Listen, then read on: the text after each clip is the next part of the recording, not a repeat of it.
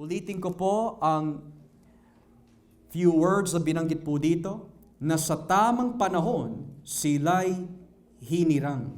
They were set apart. Now, ang itinuturo po ng ating mga Reformed Baptist na mga kapatid, at least in this specific area of study, ay yung doktrina patungkol sa sanctification. Kapag sinabi po yung salitang sanctification, it literally means ginawang banal. They were made holy. Pero depende din po sa paggamit ng salitang pinabanal o ginawang banal, it could also be understood as to be set apart, ibinukod para sa isang banal na layunin. So kapag tayo mga kapatid ay nakaranas po ng tinatawag na born again, o tayo po ay iniligtas ng Diyos, simultaneously, sabay nagaganap yung tinatawag na sanctification. Kaya ka tinawag ng Diyos is due to the fact He is setting you apart for holiness. A good example of this ay makikita po sa unang Korinto, Kapitulo 1. Sa unang Korinto, Kapitulo 1, talatang 2, ito po ang nakalagay. 1 Corinthians chapter 1, verse 2. Ito ay isang magandang halimbawa of the doctrine of sanctification or being set apart for holiness. Unang Korinto 1, talatang 2, ang sabi po ng Biblia, mahal kong mga kapatid sa iglesia ng Diyos, diyan sa Korinto. Kayo'y naging kanya sa iyong pakikipag-isa kay Kristo Jesus. Tinawag niya kayo upang maging banal. Kasama ng lahat ng kumikilala sa ating Panginoon Hesukristo, saan man lugar, siya'y Panginoon nating lahat. To the church of God in Corinth, to those sanctified in Christ Jesus and called to be His holy people. Now notice kung paano po ginamit po ni Pablo yung salitang sanctified. Nung tayo po ay tinawag ng Diyos, simula pa lang ho doon sa kanyang pagtawag ho sa atin, we are now already being sanctified. Lagi ho natin tatandaan po yan. The moment Jesus calls you with the gospel, doon na po nagsisimula yung tinatawag na sanctification or to be set apart. Kasi in order to be set apart, kailangan manguna po yung tinatawag na tinawag ka ng Diyos. Halimbawa, si Jeremiah, sa sinapupunan pa lang ng kanyang ina, tinawag na siya, was set apart na maging propeta ng Diyos. Ganoon din si Apostol Pablo, sa kanyang sinapupunan ng kanyang ina, siya po ay tinawag and was set apart for the gospel. Ganoon din ang bawat mananampalataya.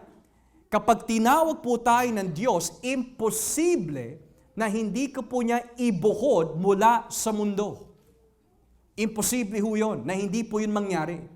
It is impossible that if you are called by Christ, that He will not set you apart from the world. A good example is found in John 17, kung ating po babasahin. John 17. And let us read, mga kapatid, in verse 14 and following. John 17, 14 and following. Tignan niyo po ang nakalagay. Itinuro ko na sa kanila ang salita mo. Napopuot sa kanila ang mga taong makamundo. Dahil hindi na sila makamundo. Tulad ko na hindi makamundo. Hindi ko idinadalangin na kunin mo na sila sa mundo, kundi ingatan mo sila laban kay Satanas. Hindi sila makamundo tulad ko na hindi makamundo. Ibukod mo sila upang maging sa iyo sa pamagitan ng katotohanan, ang salita mo ay katotohanan.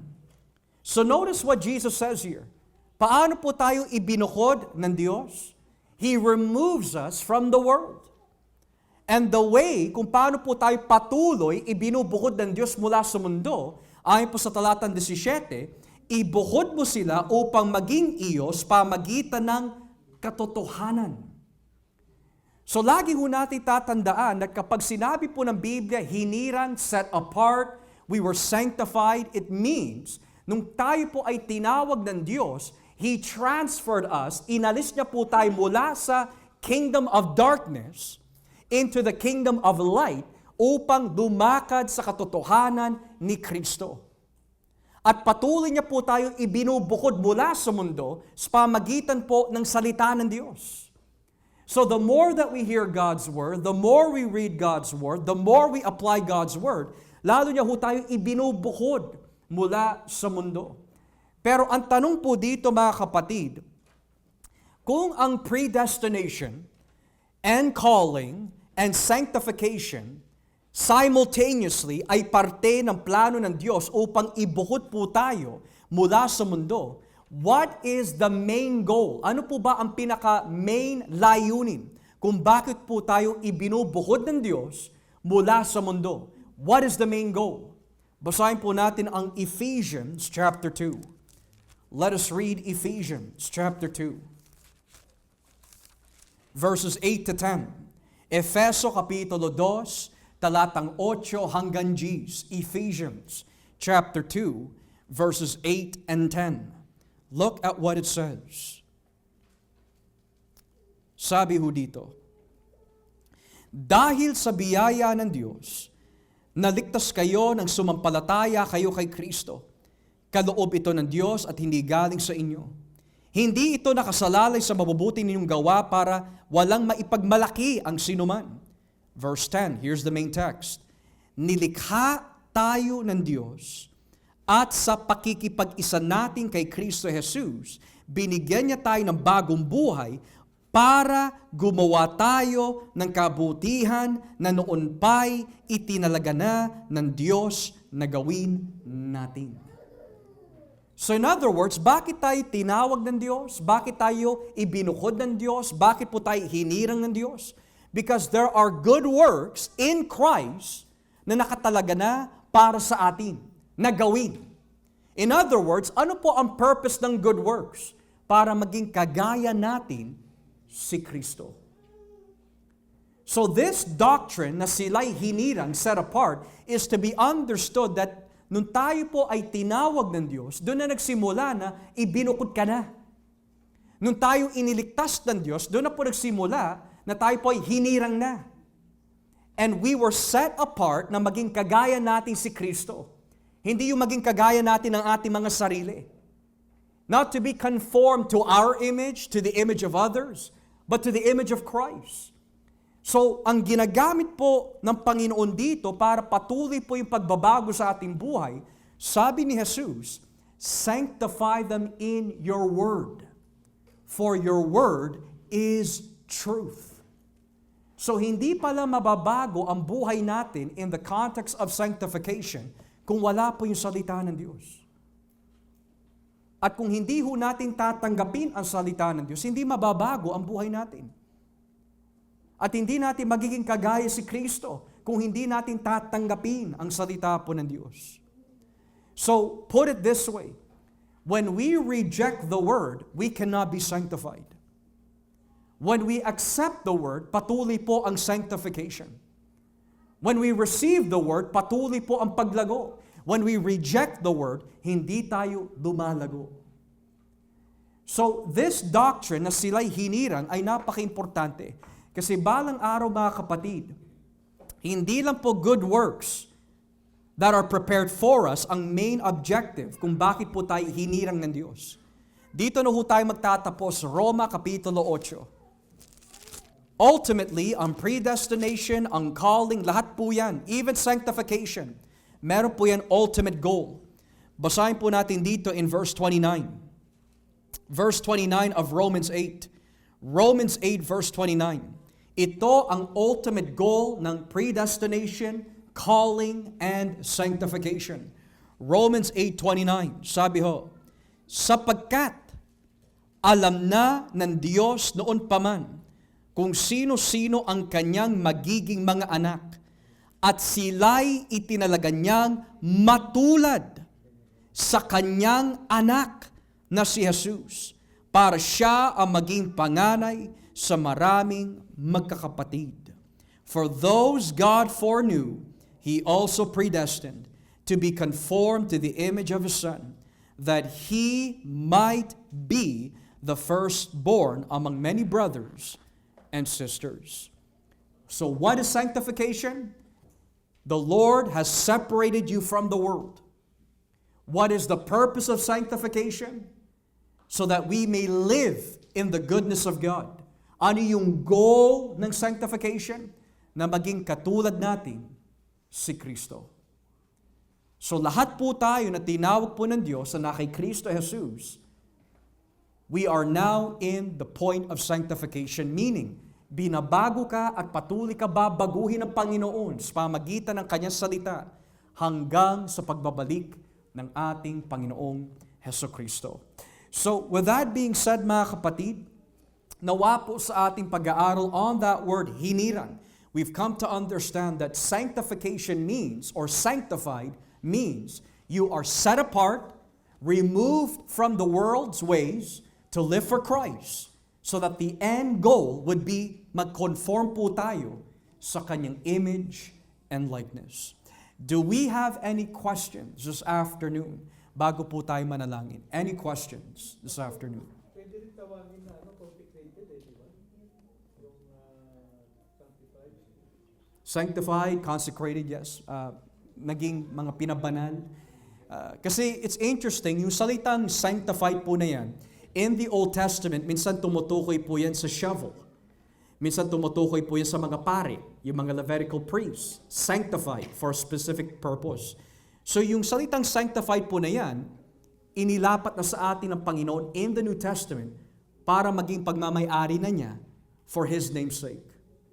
Okay? So sanctification, hindi lang po siya good works, but rather sanctification means ibinukod po tayo ng Panginoon dahil pagmamay-ari na ho niya tayo, and therefore we are to be conformed sa Kanyang image and likeness by the Word of God. Yes, pa. Ang problema, Pastor, kasi ang mga iba, kaya hindi lang unawaan yung sanctification is because nakatungo sila doon sa physical hindi doon sa yung nature ng Panginoon na dapat yun ang maging ugali, hindi yung tinatawag na image. Kasi sabi nga nila image kahawig. Pero ututusin talaga yung pinaka yung kung ano yung ginagawa ng Panginoon, dapat hindi na gagawin natin. Mm-hmm. Di ba? Sisikapin ho natin sa biyaya po ng Diyos. Yeah. Okay, very good. Anyone else have any other questions this afternoon? Kuya. Pastor, yung I think parang one thing that needs to be clarified na hindi pwedeng i-justify ka without you being sanctified. Ibig sabihin talagang gaya nga ng sinabing ordo solutis, it's a chain, hindi pwede. Kasi I know there are Christians who tend to conflate yung justification with sanctification. Yung justification, it's free, you were not justified by your own works, and then they look at sanctification in the same way. Na parang yung sanctification ay parang kadugtong ng justification in the sense na you have to maintain your obedience in order for you to remain justified. So minsan dun nagkakaroon ng confusion. So parang what I'm asking is parang dalawang interrelated na question. Number one is can one be justified without being sanctified? The second is na there's a clear distinction between being justified and obeying as a matter of sanctification. Yes. That's a very good question. So in the early church, ang tanong tungkol sa justification and sanctification, mga kapatid, kapag sinabi na tayo po ay ginawang matuwid or justified, that means it is your standing before God as righteous na. Hindi ka na guilty. So standing ang pinag-uusapan doon. Sanctification is more of yung patuloy na transformation sa buhay natin. Now, the Roman Catholic Church, specifically even the Eastern Orthodox Church, sinisync po nila yung dalawa. So para sa kanila, ang justification and sanctification ay iisa lamang. At para ma-maintain mo yung estado mo sa pagiging matuwid, you need to do good works, sanctification. Pero in the Bible, sanctification and justification, simultaneous yan. Subalit yung kanilang definition, however, are not the same. Kapag sinabi itinuring kang matuwid, it means you're standing before God right now, all the way to eternity, is righteous. Why? Kasi ang nagbigay sa inyo ng pagiging matuwid ay si Kristo. Pero yung sanctification natin, which involves transformation, maging kagaya po natin si Kristo, that again, bagamat yung dalawa po na yan ay simultaneous, nagaganap sa buhay ng isang tao, nevertheless, meron diferensya yung dalawa. With regard to function, with regard to definition. One is to help you be like Christ, the other one is declared righteous because of Christ. Okay? So, yun po ang difference po nung dalawa. Okay, thank you, Kuya, for that. Anyone else have any other question this afternoon? Any other question? Bro? Pastor, sa konteksto ng assurance, what encouragement can we give before counseling anyone, perhaps may mga kapatid na tayo that, like, admittedly struggling with certain sins, and they're saying, ano ba talaga ba ako ligtas, and they're having, kumbaga, doubts sa kanilang kaligtasan. What can we tell them sa konteksto ng sanctification and assurance na kumbaga hindi na uuwi sa self-examination na lang na namumunga ka ba, namumunga ka. Parte yun, pero like, how do we encourage them na yung sanctification nila ay hindi pa rin nakasalalay sa kanilang effort but rather sa bilang. Yeah. There's so many ways to answer that, kapatid, no? And there's so many books that we can refer to. Pero ultimately, we have to go back to the person and work of Christ. Sino ba si Kristo? If He is truly the Savior, then you can rest upon Him. Moreover, ano ba yung magagawa ni Kristo sa ating buhay?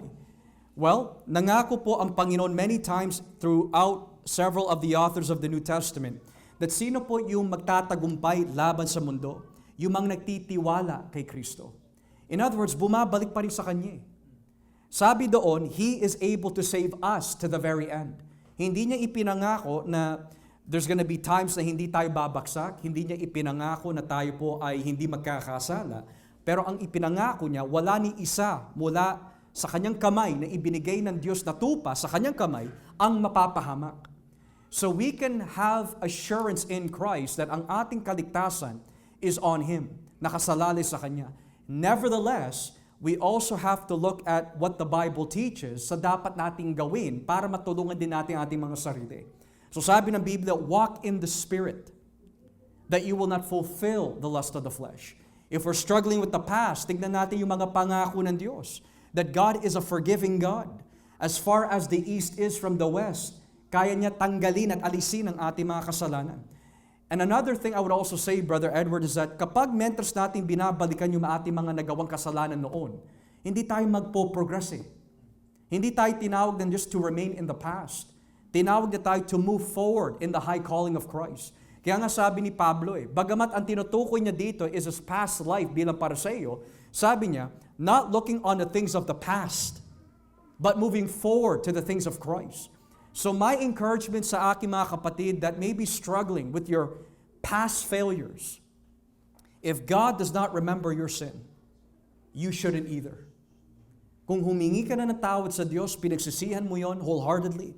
The Bible says, under the new covenant, I will remember your sins no more. So kung ang Diyos hindi niya po inaalala pa ang ating mga kasalanan, then bakit naaalala ko pa? Number one, perhaps you're not trusting in the promise of God. And number two, you do trust it, kaya lang may digmaan na tinutukso ka ng kaaway at pinapaalala niya yung mga nagawa mo noon. Kasi sa isang banda, si Satanas is the accuser of the brethren. Pero even if he is the accuser, ang sabi po sa Revelation 12:9-10, but we overcame him by the blood of the Lamb and by the word of their testimony. The only thing na magbibigay po ng katahimikan sa bibig ni Satanas is the blood of Christ. Kasi wala na ho siya maisusumbat. So with that being said, I want to close with this, Romans chapter 8. Romans chapter 8. And I want to read to you verses 31 and following. Romans chapter 8, verses 31 and following. Napakaganda po nito. Ngayon, kung iisipin natin ang mga bagay na ito, masasabi natin panig sa atin ng Diyos. At dahil dito, walang magtatagumpay laban sa atin. Kung ang sarili niyang anak ay hindi niya ipinagkait, sa halip ay ibinigay para sa atin, tiyak na ibibigay din niya sa atin ang lahat ng bagay. Sino ang maaaring mag-akusa sa mga pinili ng Diyos? Ang Diyos na mismo ang nagturing sa atin na matuwid. Wala ring makahatos sa atin ng kaparusahan dahil si Kristo Jesus na mismo ang hinatulang mamatay para sa atin. At hindi lang iyan, muli siyang binuhay at nasa kanang kamay na ngayon ng Diyos at namamagitan para sa atin. Sa gayon, verse 35, walang makapaghihiwalay sa atin sa pag-ibig ni Kristo. Kahit na dumanas pa tayo ng mga pagsubok, paghihirap, pag-uusik, gutom, kawalan, panganib, o maging kamatayan. Sino mag-aakusa? Wala. Because Jesus paid for it. Sino makapaghihiwalay sa atin sa pag-ibig ni Kristo? Wala. And therefore, mga kapatid, our sanctification is sure because the justification is sure and the predestination is made sure. Kasi bago pa man dikainan ng Diyos ang mundo, planado na ang lahat ng bagay na ito. Kaya mga kapatid, whatever you guys are going through, rest in Christ and in Christ alone. Habang may conviction ng puso at handang magsisi po ito sa araw-araw, you know kumikilos sa atin ang banal na Espiritu. Kaya patuloy lang mga kapatid sa Panginoon. Amen? With that being said, if there's no more questions, tayo na po ay manalangin na.